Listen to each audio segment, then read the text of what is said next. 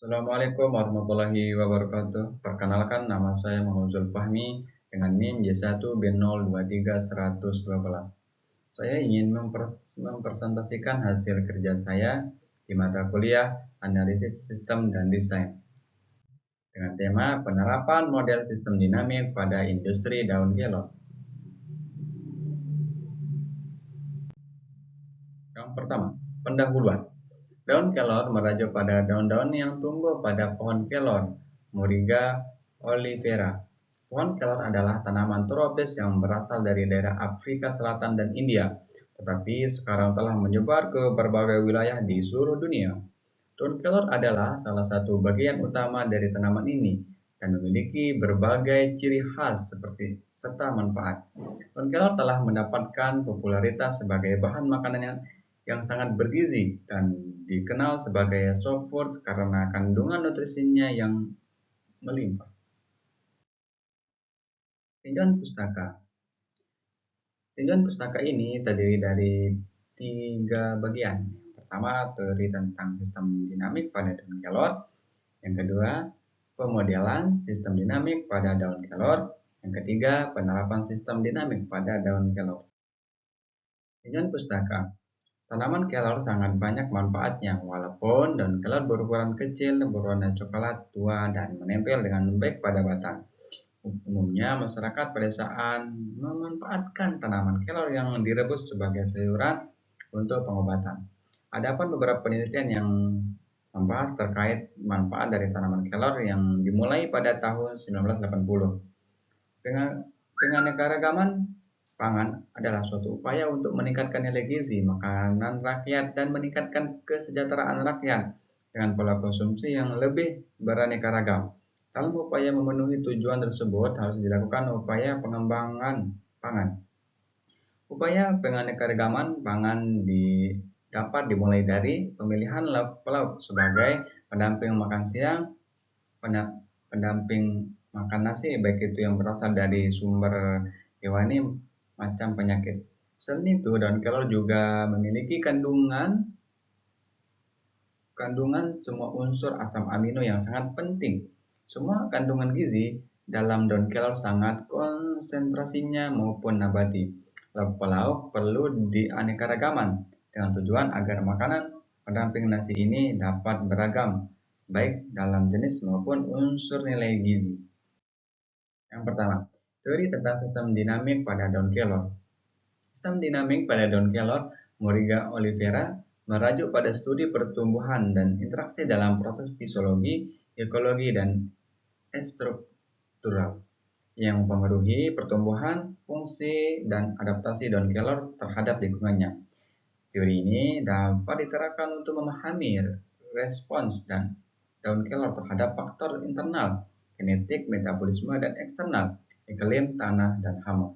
Sistem dinamik pada daun kelor melibatkan komponen berikut, yaitu fotosintesis. Daun kelor sangat efisien dalam penyerapan cahaya untuk fotosintesis karena struktur daunnya yang majemuk dan tipis memungkinkan efisiensi pertukaran gas dan penyerapan cahaya. Kedua, pemodelan sistem dinamik pada daun kelor. Pemodelan sistem dinamik pada daun kelor dapat dilakukan dengan menggunakan pendekatan berbasis model matematika yang menggambarkan interaksi antar berbagai faktor yang mempengaruhi pertumbuhan fungsi daun kelor, seperti fotosintesis, transpirasi, dan faktor lingkungan, suhu, kelembapan, cahaya. 1. Pemodelan pertumbuhan daun kelor, fotosintesis, dan respirasi. Untuk menggambarkan pertumbuhan daun kelor, kita bisa menggunakan model yang menggabungkan proses fotosintesis, penyerapan cahaya, dan respirasi penggunaan energi oleh tanaman. Model yang kedua, model transpirasi atau kehilangan air. Daun kelor juga memiliki mekanisme pengaturan transpirasi untuk mempertahankan keseimbangan air. Nomor 3, model interaksi dengan lingkungan. Lingkungan mempengaruhi 2 faktor utama, yaitu suhu dan kelembapan. Yang nomor 3, penerapan sistem dinamik pada daun kelor.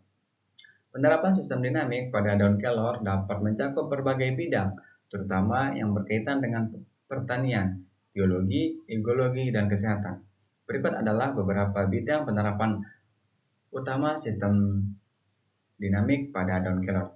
Yang pertama, pertanian dan agroforestry.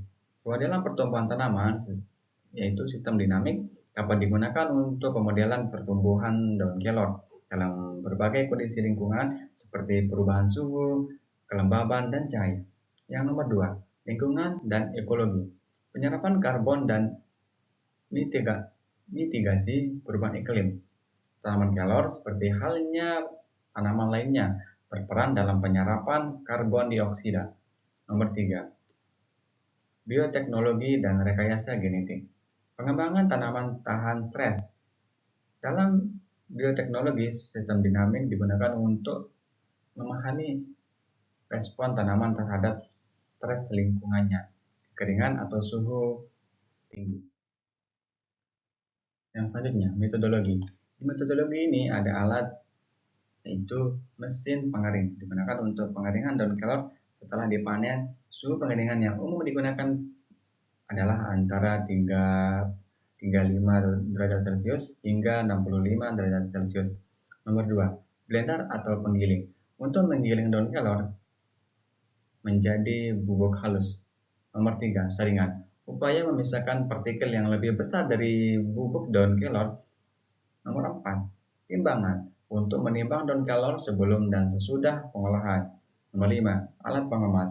Mesin pengemas otomatis atau manual untuk mengemas produk akhir. 6, baskom dan ember. Untuk mencuci dan menampung daun kelor proses pengolahannya. Nomor 7, pisau dan gunting. Untuk memotong daun kelor dari batang atau setelah pengeringan. Bahan. Yang pertama, daun kelor segar. Bahan utama yang digunakan dalam proses pengolahan. Nomor 2, air bersih digunakan untuk mencuci daun kelor sebelum dikeringkan. Nomor 3, bahan pengemas seperti plastik atau kertas khusus untuk pengemas bubuk daun kelor. Yang terakhir, kesimpulan. Kesimpulan pada sistem dinamik pada daun kelor. Konsep sistem dinamik dalam industri daun kelor dan sistem dinamik adalah pendekatan pemodelan yang menggambarkan hubungan kompleks antar komponen dalam suatu sistem. Dalam industri daun kelor, sistem ini dapat digunakan untuk memahami interaksi antara produksi, pemasaran, distribusi, dan kebijakan pemerintah. Identifikasi variabel penting, variabel seperti tingkat produksi daun kelor, permintaan pasar, harga jual, biaya produksi, ketersediaan tenaga kerja, serta dukungan kebiasaan memainkan peran penting dalam berkelanjutan industri ini. Sistem dinamik memungkinkan analisis terhadap hubungan sebab akibat antar variabel tersebut. Proses pemodelan dan simulasi dengan menggunakan perangkat lunak seperti Pensim atau Stella. Model sistem dinamik dapat digunakan untuk memetakan aliran material dan informasi dalam rangkai nilai daun kelor. Simulasi dilakukan untuk memprediksi dampak perubahan pada salah satu variabel terhadap sistem secara keseluruhan. Sekian dan terima kasih dari saya. Apabila ada kekurangan atau kata-kata yang salah, mohon dimaafkan. Sekian dan terima kasih. Wassalamualaikum warahmatullahi wabarakatuh.